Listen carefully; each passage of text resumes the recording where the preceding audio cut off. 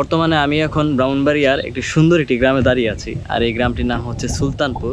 সুলতানপুরে যে জায়গাতে আমি দাঁড়িয়ে আছি এটি হচ্ছে শাহপুর। তো এই সুন্দর গ্রামের মনোরম চিত্রটা আমি চেষ্টা করবো আপনাকে তুলে ধরার জন্য। আসুন আমরা সকলে মিলে আমাদের গ্রামটাকে সুন্দর করার জন্য অবস্থানটাকে এবং ঈদগাহটাকে সুন্দর করে আমাদের সুন্দর মন মানসিকতার পরিচয় দিই। বড় শাহপুর এবং ছোট শাহপুর সম্মিলিত আমাদের এই কবরস্থান, হয়তো ধারণা 1.5 থেকে 2 কোটি টাকা লাগতে পারে। সেখানে সবার সার্বিক সহযোগিতা আমরা আশা করছি।